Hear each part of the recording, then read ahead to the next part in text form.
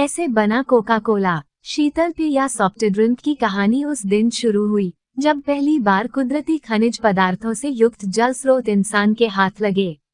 इस जल स्रोत में नहाना इंसान के लिए अच्छा माना गया। वैज्ञानिकों ने जल्दी ही जान लिया कि कुदरती खनिज पदार्थों से युक्त झरनों के जल में बुलबुले कार्बन डाइऑक्साइड के कारण उठते हैं। 1676 में पहली बार सॉफ्ट ड्रिंक बाजार में पहुंचा।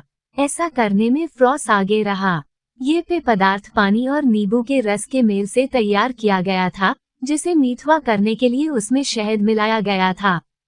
फेरी वाले इस पेय को एक छोटे इम में भरकर घूमते रहते थे और प्यासों को पिलाते थे। 1767 में एक अंग्रेज डॉक्टर जोसेफ प्रिस्टले ने सोहा तैयार किया, पर उसका स्वाद लोगों को नहीं भाया।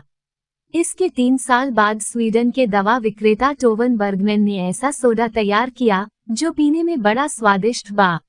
1807 में अमेरिकी डॉक्टर फिलिप सिंह फीसिक ने इस तरह के पेय पदार्थ में कुछ अलग स्वाद लाने के लिए जड़ी बूटियों का प्रयोग किया। 1886 में कोका कोला का आविष्कार हुआ।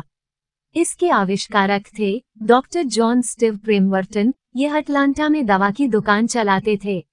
उन्होंने अपने इस अनोखे पेय को बनाने के लिए कोका के पत्ते और अफ्रीका के कोला नामक बादाम का प्रयोग किया।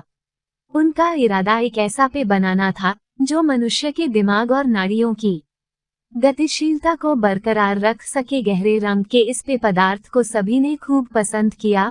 डॉक्टर पेसबटन के पार्टनर थे फ्रैंक एम रॉबिन्सन। वे किताबों की दुकान चलाते थे। उन्होंने पहली बार इस पेय को नाम दिया कोका कोला, पर उस समय तक इन पेय पदार्थों में सोहे का प्रयोग नहीं होता था। एक दिन एक ग्राहक पेम्बर्टन के पास आया और बोला कि उसका सिर दर्द हो रहा है। उसने साधारण पेय पीने से मना करते हुए कहा कि इस पेय को ये सोहे के साथ पीना चाहता है। दोनों को मिलाकर पीने में उसे बड़ा आनंद आया। डॉक्टर पेम्बर्टन को भी उसका स्वाद अच्छा लगा और तब सोडा मिला पेय पीने का चलन शुरू हुआ। उन्हीं दिनों उत्तरी कैरोलिना के एक दवा विक्रेता कैलब बेचन अपनी दुकान पर बैठे थे। वहां के लोग गर्मी से बड़े परेशान रहते थे। ऐसे में जेधन ने लोगों के लिए शीतल पेय बनाने का प्रयास किया। इसके लिए उन्होंने मसालों व फलों का रस और कुछ तरल पदार्थ मिलाए। नतीजा बढ़िया मिला। लोगों को नया पेय पसंद आया। इसमें बेधन ने कुछ और बदलाव किए। उन्होंने पेप्सिन और कोला चादाम को मिलाकर अपने पेय को नया रूप दिया। पहले उन्होंने भी इसमें इस पेय की बिक्री की, लेकिन जल्दी ही वे समझ गए कि आम लोगों तक पहुंचाने के लिए इसे डिब्बाबंद करके बेचना होगा। उन्होंने बोतलों में इस पेय को भर कर बेचना शुरू किया और नाम दिया पेप्सी कोला।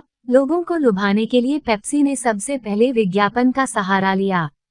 1909 में प्रसिद्ध कार चालक वॉने ओलाफिला पहली बार पेप्सी के साथ अखबारों में विज्ञापन करते दिखाई दिए।